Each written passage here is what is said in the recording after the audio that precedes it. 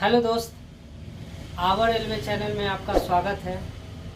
आज की इस वीडियो में हम जानेंगे कि स्पेशलिस्ट रेलवे ग्रुप डी के लिए कौन कौन से बुक सबसे ज़्यादा ज़रूरत होती है, जिससे हमें तैयारी करने में आसानी होती है और सफलता मिलती है।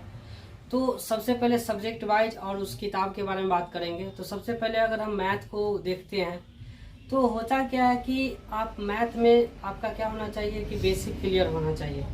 तो सबसे बढ़िया बुक आप RS अग्रवाल प्रीफेयर कर सकते हैं। नया वाला जो आया है उससे आपका बेसिक क्लियर हो जाएगा और उसके बाद मॉक आप लगाइएगा प्रीवियस। तो उसके हिसाब से मॉक प्रीवियस लगाना ही चाहिए अगर खासकर रेलवे की तैयारी कर रहे हैं। उससे आपको आइडिया लग जाएगा कि हाँ किस पोर्शन पे हमें मतलब दिक्कत हो रही है।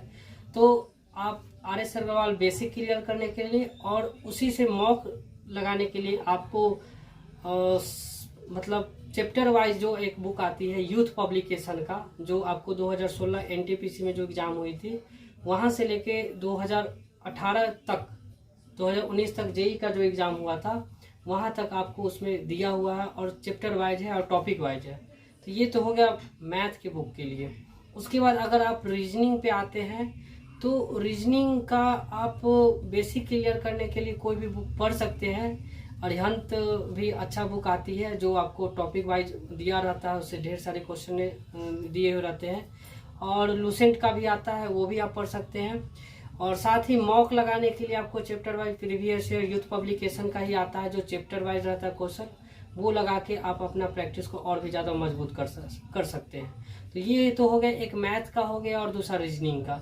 अब उसके बाद 25 नंबर मैथ और रीजनिंग से 55 नंबर आते हैं, तो इसके लिए ये हो गए। और 45 में इधर 25 नंबर जो आपका साइंस पूछा जाता है, इसके लिए लोग बोलते हैं कि NCERT पढ़िए, लेकिन सच बात तो ये है मेरे दोस्त कि NCERT पढ़ना कोई बच्चे का खेल नहीं है।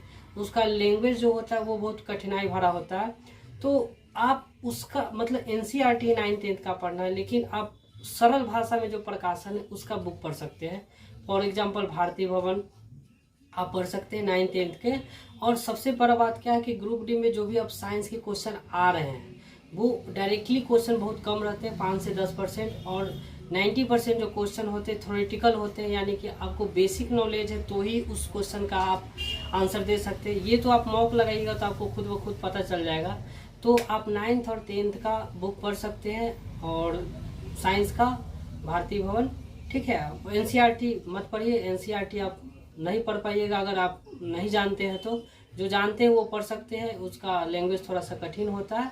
सो इसके बारे में साइंस का, और साइंस का यूथ पब्लिकेशन का चैप्टर वाइज ही आता है, बहुत अच्छा बुक है और साइंस का, और उससे आप मॉक लगा सकते हैं। ये तो हो गया साइंस का। उसके बाद आप आ जाइए करेंट अफेयर्स पे आते हैं। तो करेंट अफेयर्स मेरे नज़र में सबसे बढ़िया अभी तक जो मुझे लगा वो प्लेटफॉर्म का लगा। अगर आप पढ़ सकते हैं, ठीक है, और 2-3 महीना अगर पहले से पढ़े हैं करेंट अफेयर और रिवीजन लास्ट में करना चाहते हैं तो द प्लेटफॉर्म का आप करेंट अफेयर पढ़ सकते हैं।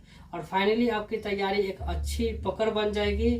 और उसके हिसाब से जब ये चीज़ें तो हो गई कि बेसिक और थोड़ा सा प्रैक्टिस को मजबूत करने के लिए, उसके बाद मॉक भी इम्पोर्टेंट होती है। और बहुत सारे बच्चे गलती करते हैं कि मॉक लगातार मारते हैं। मॉक आखिर का 10 दिन में लगातार मार सकते हैं, लेकिन अगर आप प्रिपरेशन बहुत पहले से कर रहे हैं तो मॉक को उतना ज़्यादा इम्पोर्टेंस मत दीजिए। मतलब सप्ताह में 2-3 मॉक लगा लिए बहुत है, लेकिन अगर एग्ज़ाम टाइम है, आपका 10-15 दिन बचा हुआ है, तो लगातार मॉक लगा सकते हैं। और जो सब्जेक्ट पे आपका मतलब पता चल रहा है कि जो मेरा मजबूत नहीं है, कम पड़ रहा है, उस चैप्टर पे ज़्यादा फोकस करने की ज़रूरत है।